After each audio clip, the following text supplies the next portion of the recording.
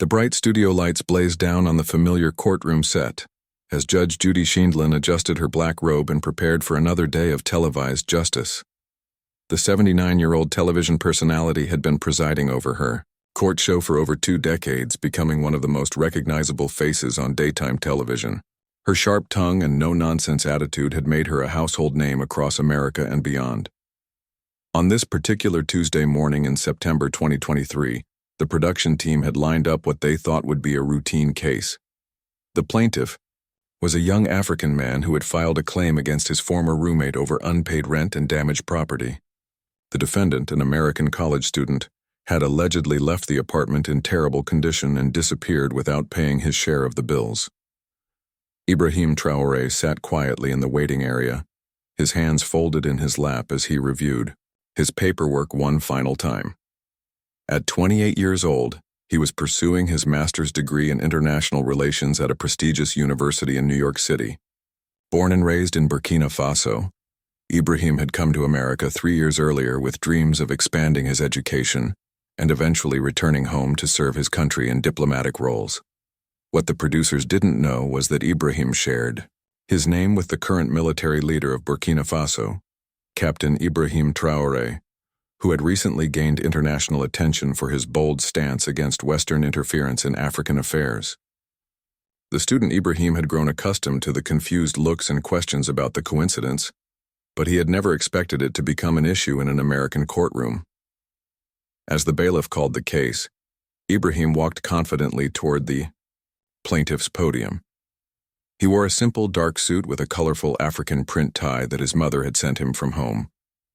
Around his neck hung a small silver pendant bearing Islamic calligraphy, a gift from his grandfather that he never removed. His faith had been his anchor throughout his journey in America, helping him navigate the challenges of being far from home and family. Judge Judy looked up from her notes as Ibrahim approached. Her experienced eye immediately took in his appearance. From his respectful posture to the religious pendant around his neck, she had presided over thousands of cases involving people from every background imaginable, but something about this young man's demeanor caught her attention. The defendant, Tyler Matthews, shuffled nervously to his podium. The 22-year-old college senior looked disheveled and unprepared. His wrinkled t-shirt and unkempt hair suggested he hadn't taken the proceedings seriously. Tyler had assumed this would be a quick settlement that wouldn't require much effort on his part. Judge Judy began the proceedings with her typical directness. She asked Ibrahim to state his case, and he began speaking in clear, measured English about the lease agreement he had signed with Tyler. As he explained the situation, his accent was noticeable, but his words were precise and well chosen. He had worked hard to master English during his time in America, often staying up late practicing pronunciation and grammar. The case seemed straightforward at first. Ibrahim presented his evidence methodically, showing photographs of the damaged apartment, copies of unpaid bills, and text messages from Tyler promising to pay his share of the expenses. His preparation was thorough and professional, reflecting the discipline he had learned from his studies and his upbringing. Tyler's defense was weak and inconsistent. He mumbled excuses about financial difficulties and claimed that Ibrahim was exaggerating the damage to the apartment. When Judge Judy pressed him for specific details, he became defensive and started making vague accusations about cultural differences and communication problems. As the testimony continued, Ibrahim mentioned that he had tried to be patient with Tyler's delays because his faith taught him to be forgiving and understanding. He explained that he had given Tyler multiple chances to make things right before finally deciding to take legal action. This reference to his religious beliefs would prove to be a turning point in the proceedings. Judge Judy's expression shifted slightly when Ibrahim mentioned his faith. Throughout her career, she had encountered people who used religion as an excuse for poor behavior or as a way to gain sympathy. Her skepticism was evident as she leaned forward and fixed her steely gaze on the young man. The atmosphere in the courtroom began to change as Judge Judy's questioning became more pointed. She started focusing less on the facts of the case and more on Ibrahim's background and beliefs. Her tone, which had been professional if stern, took on a more confrontational edge that surprised the production crew. Ibrahim remained calm and respectful, answering each question honestly and directly. He spoke about his journey from Burkina Faso, his studies, and his hopes for the future. When asked about his religious practices, he explained them simply and without defensiveness, treating Judge Judy's questions as genuine inquiries rather than attacks. The audience in the studio began to sense the tension building. Judge Judy's reputation for tough questioning was well known, but this felt different. There was an undercurrent of something more personal in her line of inquiry. The cameras continued rolling, capturing every moment of what would soon become a viral sensation. As the case progressed, it became clear that Ibrahim had a strong legal position. His documentation was complete, his testimony was consistent, and Tyler's defenses were falling apart under scrutiny. By all rights, this should have been a quick victory for the plaintiff. But Judge Judy seemed more interested in challenging Ibrahim's character than in resolving the dispute over rent and damages. The production assistants exchanged glances as they watched from the sidelines. In their experience, Judge Judy was tough, but fair, focusing on the legal issues at hand rather than personal characteristics of the litigants. This case was taking an unusual turn that made everyone in the studio uncomfortable. Ibrahim maintained his composure throughout the increasingly hostile questioning. His faith had taught him patience and humility, qualities that served him well in this unexpected trial of character. He answered each question truthfully, even as it became apparent that Judge Judy was not simply seeking clarification about the case. The stage was set for a confrontation that would extend far beyond the confines of a simple landlord-tenant dispute, ultimately reaching millions of viewers around the world and sparking conversations about respect, faith, and cultural understanding in ways no one in that studio could have anticipated. The tension in the courtroom grew thicker as Judge Judy's questions became increasingly personal and pointed. What had started as a routine small claims case was rapidly transforming into something far more uncomfortable for everyone present. Ibrahim Traoré continued to answer respectfully, but the experienced production crew could sense that something was going seriously wrong. Judge Judy leaned back in her chair and fixed Ibrahim with her famous stare. Her voice carried a tone that longtime viewers would recognize as the prelude to one of her legendary verbal takedowns. But this time, her target wasn't someone who had lied under oath or tried to deceive the court. Instead, she seemed focused on a young man whose only apparent crime was taking his religious faith seriously. "So you're telling me," Judge Judy began, her voice dripping with skepticism, "that your religion teaches you to be patient and forgiving, and that's why you gave this young man so many chances to pay what he owed?" Her tone suggested she found this explanation ridiculous rather than admirable. Ibrahim nodded respectfully. "Yes, Your Honor. My faith teaches me that we should try to understand others and give them opportunities to do the right thing. I hoped Tyler would eventually pay what he owed without needing to come to court." Judge Judy's expression darkened. "Well, let me tell you something about the real world, young man. Your religion might teach you to be a doormat, but this is America. Here we expect people to honor their contracts and pay their debts. We don't sit around praying for money to magically appear." An uncomfortable silence fell over the studio. The audience, accustomed to Judge Judy's sharp tongue, seemed taken, aback by the religious undertones of her criticism. Even Tyler, who should have been relieved that attention was being diverted from his own failings, looked uncomfortable with the direction the conversation was taking. Ibrahim's jaw tightened slightly, but his voice remained steady. "With respect, Your Honor, my faith doesn't make me a doormat. It teaches me to be patient and fair, which is why I documented everything carefully before bringing this case to court. I believe in justice, which is why I'm here today." But Judge Judy wasn't finished. She seemed energized by what she perceived as an opportunity to deliver one of her trademark lectures about personal responsibility and practical wisdom. Unfortunately, her message was becoming entangled with what appeared to be mockery of Ibrahim's religious beliefs. "Let me ask you something," she continued, gesturing dismissively at the pendant around Ibrahim's neck.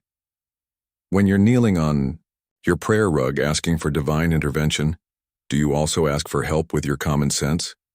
Because it seems to me that any reasonable person would have demanded payment up front instead of trusting someone's word." The gasps from the studio audience were audible this time. Judge Judy had crossed a line that even her most devoted fans recognized as inappropriate. Her comment wasn't just harsh criticism of Ibrahim's judgment, it was a direct mockery of his religious practices. The cameras continued to roll, capturing every moment of what was becoming a public relations disaster. Ibrahim's composure finally showed signs of cracking, not from anger, but from the genuine hurt of having his deeply held beliefs ridiculed on national television. His voice remained controlled, but those watching closely could see the pain in his eyes. Your Honor, I respect this court and your authority, but my faith is not a weakness. It guides me to treat others with dignity, even when they don't treat me the same way. Tyler Matthews, sensing an opportunity to deflect attention from his own poor behavior, decided to join in the attack on Ibrahim's character. Yeah, he was always doing that weird praying stuff in the apartment. Made me uncomfortable, you know? Like this is America, not the Middle East. The geographical ignorance of Tyler's comment, Ibrahim was from West Africa, not the Middle East, seemed to escape Judge Judy's notice entirely. Instead of correcting him or refocusing on the actual legal issues, she appeared to view his statement as validation of her own skepticism about Ibrahim's religious practices. Exactly, Judge Judy said, pointing at Tyler approvingly. This is America, where we solve problems through hard work and common sense, not through prayer and wishful thinking. If you want to practice your religion, that's your right. But don't expect it to help you in business dealings. The production team in the control room was growing increasingly uncomfortable. The show's producers knew they were witnessing something that could generate significant backlash. Judge Judy's brand was built on being tough but fair, not on religious intolerance. Several staff members were already discussing whether they should intervene, or if they would need to heavily edit the episode before it aired. Ibrahim took a deep breath and straightened his shoulders. The hurt was still visible in his eyes, but something else was emerging. A quiet strength that his faith had cultivated over years of challenges and difficulties. He had faced discrimination before, subtle and not so subtle comments about his religion, his accent and his background. But this public humiliation on national television was testing his patience in ways he had never experienced. Your Honor, Ibrahim said, his voice gaining strength, I came to this court seeking justice for a simple matter of unpaid rent and property damage. I have provided all the necessary documentation and evidence. My religious beliefs have nothing to do with the facts of this case. I would respectfully ask that we focus on the legal issues rather than on my personal faith. Judge Judy's face flushed with anger at what she perceived as impertinence. Throughout her career, she had been accustomed to litigants who cowered under her verbal assaults or who became defensive and thereby proved her points about their character flaws. Ibrahim's calm dignity in the face of her attacks seemed to infuriate her further. Don't you dare tell me how to run my courtroom, she snapped. I've been doing this longer than you've been alive. And let me tell you something about your precious faith. It's not going to pay your bills or solve your problems. The sooner you learn that, the better off you'll be in this country. The audience was now visibly uncomfortable.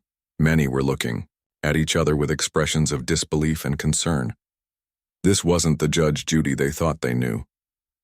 The woman who had built her reputation on exposing fraudsters and holding people accountable for their actions was now attacking someone's religious beliefs for no apparent reason related to the case at hand. Ibrahim's response would prove to be the moment that changed everything. Instead of backing down or becoming defensive, he drew upon the strength that his faith had given him throughout his life's challenges. His next words would be replayed millions of times across social media platforms and spark a global conversation about religious tolerance and respect. The courtroom fell into a heavy silence as Ibrahim Traoré stood at the plaintiff's podium, absorbing the full weight of Judge Judy's mockery. The cameras continued rolling, capturing every nuance of his expression as he processed what had just happened. Here was a young man who had traveled thousands of miles from his homeland to pursue education and better opportunities, only to find himself publicly humiliated for his religious beliefs on national television. For a moment that seemed to stretch into eternity, Ibrahim said nothing. His eyes moved slowly across the courtroom, taking in the uncomfortable faces of the audience members, the shifting postures of the production crew, and the expectant smirk on Tyler's face. Judge Judy sat back in her chair with an expression of satisfaction, clearly believing she had delivered another of her famous reality checks to someone who needed to hear hard truths about life in America. But Ibrahim's silence wasn't born of intimidation or confusion. Instead, he was drawing upon years of education, not just from his university studies, but from a lifetime of learning about dignity, respect, and the power of standing up for one's principles. His grandfather's words echoed in his mind. When faced with injustice, speak truth with courage, but always with wisdom and respect. When Ibrahim finally spoke, his voice carried a quiet strength that commanded attention. Your Honor, he began, his words measured and clear. I have great respect for this court and for the American justice system. That respect is why I brought my case here today, with proper documentation and evidence following all the legal procedures required. Judge Judy's expression began to change as she realized that Ibrahim wasn't cowering or becoming defensive as she had expected. There was something in his tone that suggested he wasn't finished speaking, and that what came next might not be what she wanted to hear. However, Ibrahim continued, his voice growing stronger, respect must be mutual. My faith is not a weakness, as you suggest. It is the source of my strength. It taught me the patience to document Tyler's failures carefully before bringing this case to court. It taught me the discipline to succeed in my studies despite facing discrimination. And it teaches me now to respond to your mockery with dignity rather than anger. The studio audience was completely silent now, hanging on every word. Even the production assistants had stopped their usual bustling around and were focused entirely on the unfolding drama. This was no longer just a small claims dispute. It had become a moment of truth about respect, faith, and human dignity. Ibrahim's hand moved to touch the pendant around his neck, the gift from his grandfather that had been the target of Judge Judy's mockery. You ask if I pray for common sense? Yes, I do pray for wisdom. And that wisdom tells me that a person's character is revealed not in how they treat those who can benefit them, but in how they treat those who seem powerless to fight back. Judge Judy's face was beginning to flush, but not with the righteous indignation she usually displayed when dressing down wayward litigants. For the first time in years, she appeared to be genuinely taken aback by a response from someone in her courtroom. My faith, Ibrahim continued, his voice now carrying across the studio with remarkable clarity, has carried my people through centuries of colonization, exploitation, and condescension from those who believed they were superior because of their power or position. It has taught us that true strength comes not from mocking others, but from lifting them up. The power dynamics in the courtroom had completely shifted. Ibrahim was no longer the defendant of his own character. He had become the voice of quiet dignity standing up to institutional arrogance. Judge Judy, accustomed to being the moral authority in her courtroom, found herself in the unfamiliar position of having her own behavior called into question. You say this is America, Ibrahim said, his voice carrying a note of challenge for the first time. Yes, it is. And America was founded on principles of religious freedom and equal treatment under the law. The America I chose to come to study in was built by people who believed that faith and reason could coexist, that diversity of belief made the nation stronger, not weaker. Tyler Matthews, who had been enjoying watching Ibrahim squirm under Judge Judy's attacks, was no longer smiling. The dignity and eloquence of Ibrahim's response was making his own shabby behavior look even worse by comparison. The audience's attention had shifted completely away from the original dispute over rent and damages. I did not come to your courtroom to be lectured about my faith, Ibrahim continued. I came seeking justice in a straightforward legal matter. The evidence is clear, the facts are documented, and the law is on my side. But instead of justice, I have been subjected to mockery of my deepest beliefs, simply because I had the honesty to explain why I tried to work with Tyler before taking legal action. Judge Judy opened her mouth to respond, but Ibrahim wasn't finished. The young man who had entered the courtroom quietly and respectfully was now speaking with the authority of someone who had found his voice and his courage. In my country, we have a saying, the tree that bears fruit is the one that gets stones thrown at it.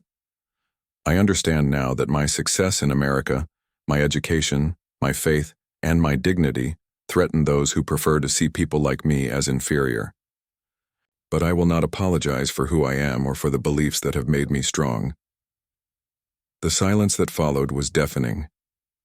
For perhaps the first time in the history of her show, Judge Judy appeared to be at a loss for words.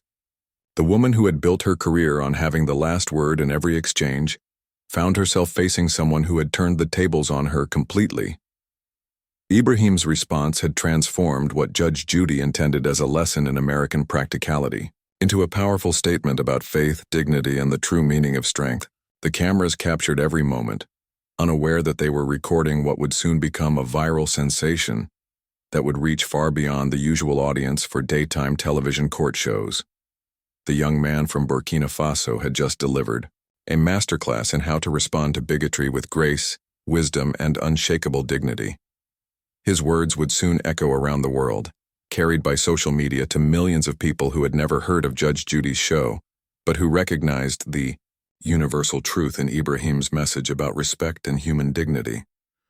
The aftermath of Ibrahim's powerful response created an atmosphere in the courtroom unlike anything the production team had ever experienced. Judge Judy sat in stunned silence, her usual quick wit and sharp comebacks failing her for what seemed like the first time in her television career. The audience members were looking at each other with expressions of amazement and respect for the young man who had just delivered such an eloquent and dignified response to what many perceived as religious bigotry. Ibrahim stood calmly at his podium, his breathing steady despite the adrenaline that must have been coursing through his veins. He had just done something that millions of viewers had probably fantasized about. He had stood up to Judge Judy's bullying behavior and done so with such grace and wisdom that even her most devoted fans would have to acknowledge the power of his words. The production crew was frantically trying to figure out how to proceed. The show's format typically involved Judge Judy delivering her verdict and moving on to the next case, but this situation had become something entirely different. The original dispute about rent and property damage had been completely overshadowed by what had become a profound moment about faith, respect, and human dignity.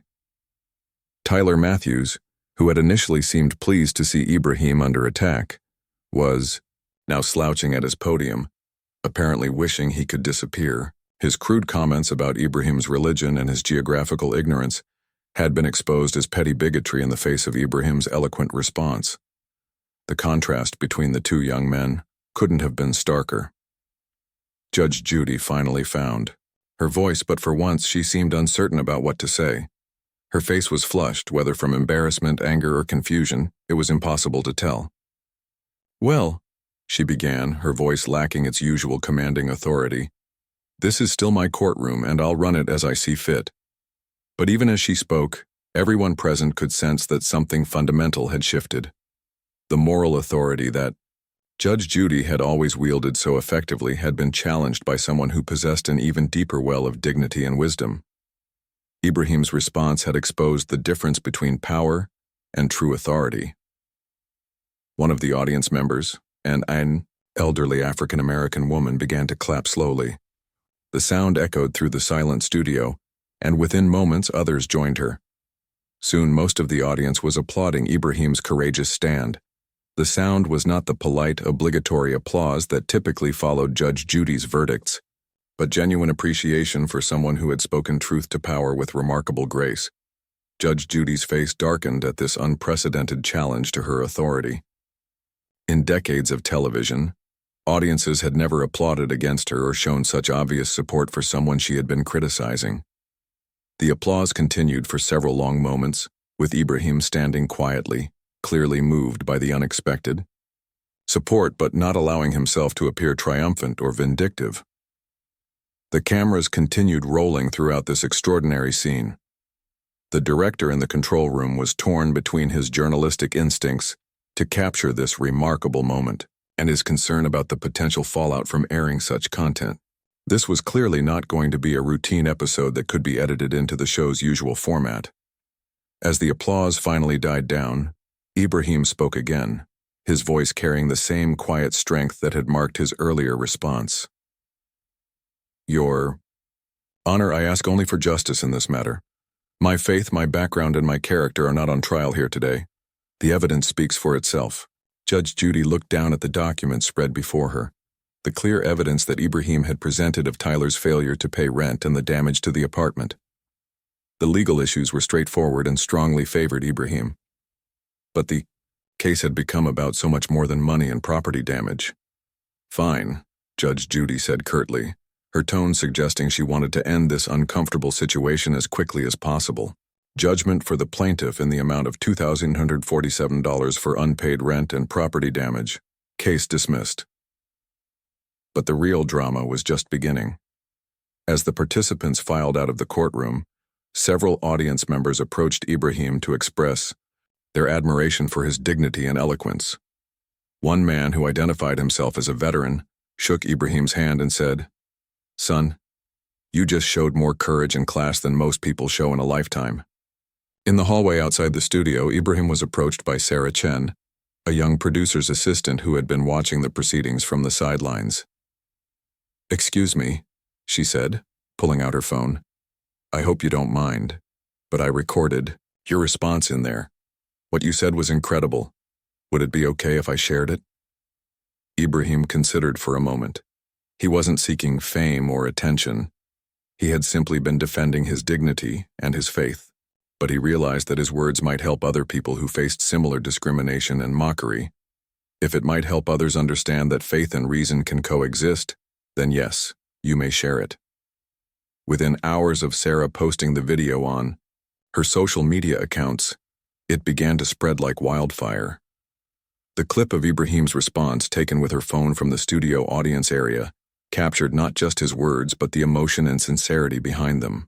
Her caption read, "This young man just delivered the most powerful response to bigotry I've ever witnessed. This is what dignity looks like." By evening, the video had been shared thousands of times across multiple platforms.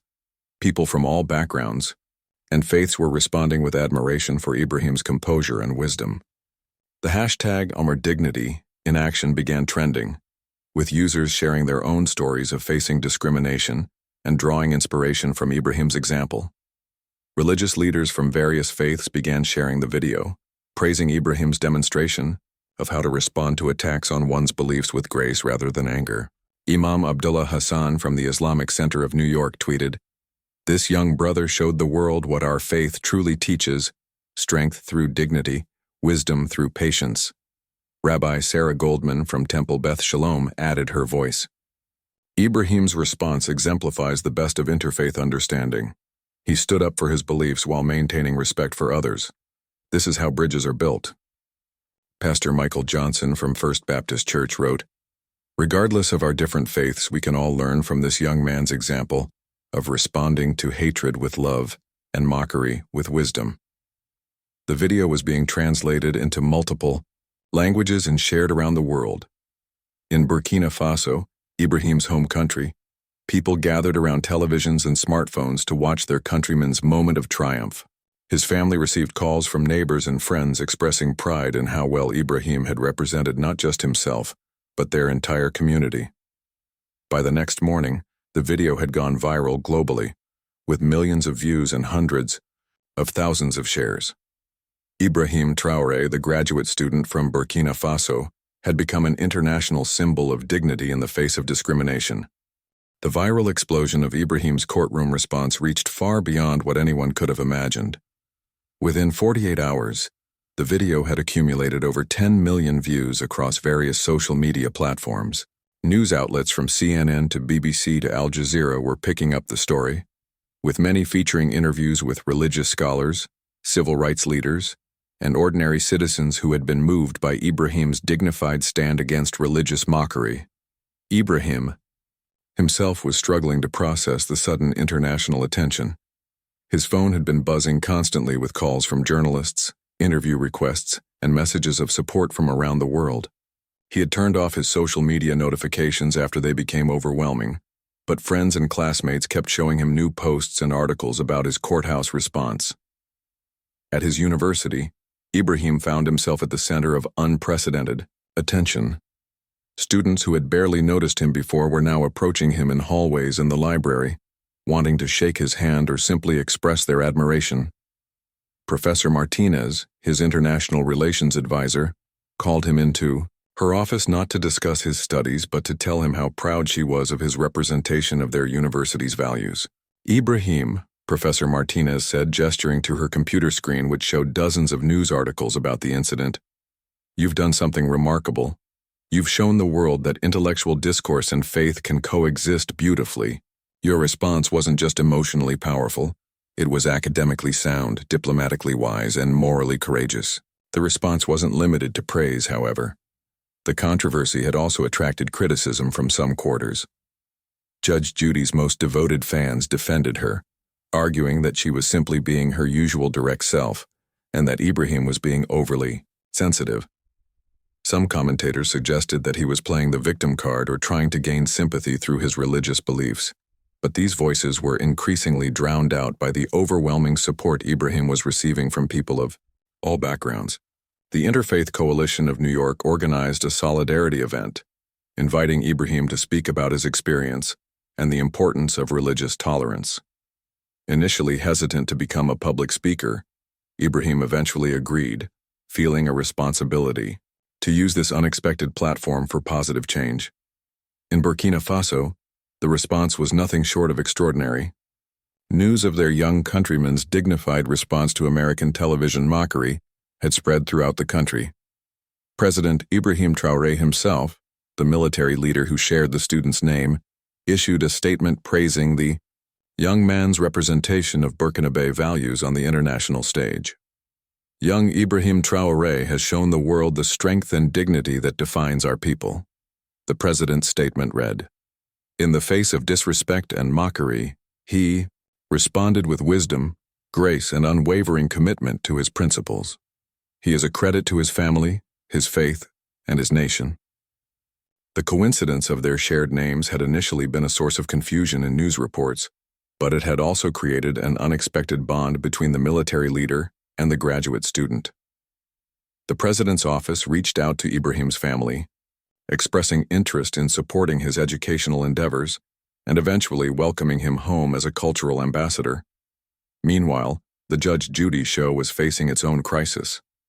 The episode had not yet aired on television, but the viral video had already created a public relations nightmare. Viewers were calling the network demanding apologies. Advertisers were expressing concerns about being associated with religious intolerance, and media critics were writing scathing reviews of Judge Judy's behavior. The show's production company held emergency meetings to discuss how to handle the situation. Some executives wanted to edit the episode heavily or shelve it entirely.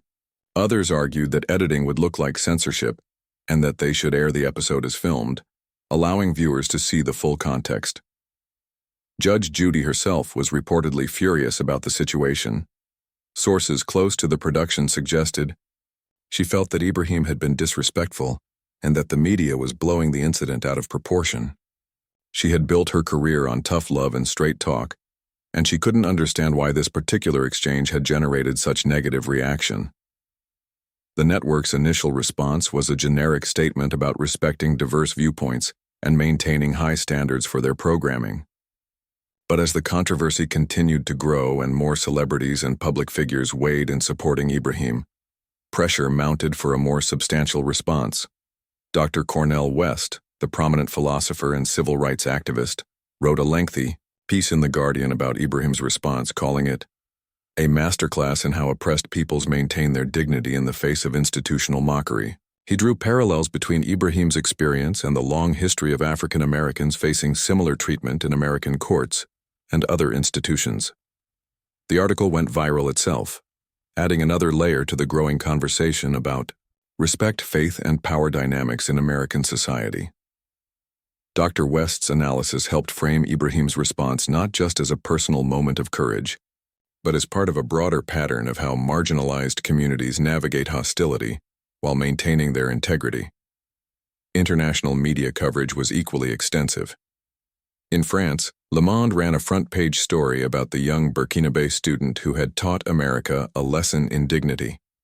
The article noted the irony of someone from a former French colony having to educate Americans about their own constitutional principles of religious freedom. Al Jazeera produced a documentary segment about Ibrahim's story, placing it in the context of anti-Muslim sentiment in Western media and the importance of positive representation.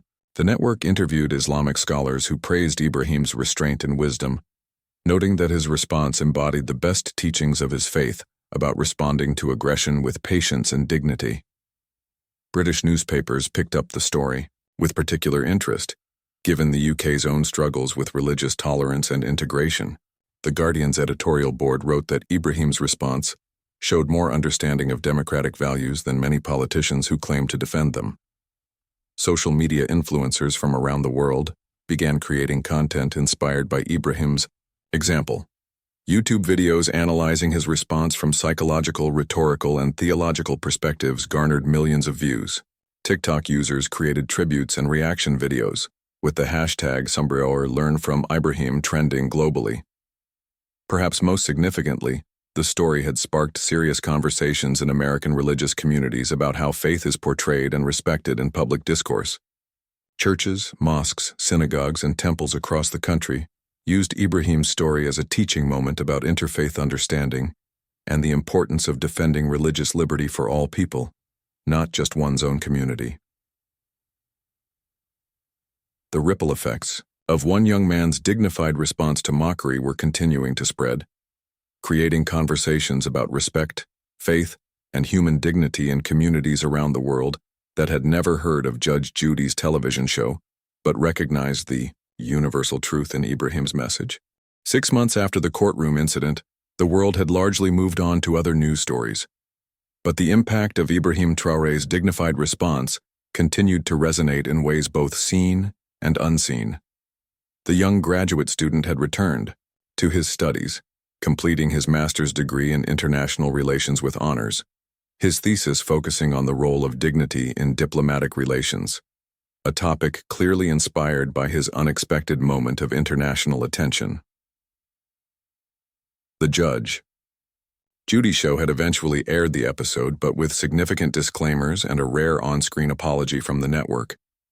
Judge Judy herself had never publicly apologized for her behavior, instead issuing a statement through her representatives that she respected all people regardless of their religious beliefs, and that her comments had been taken out of context.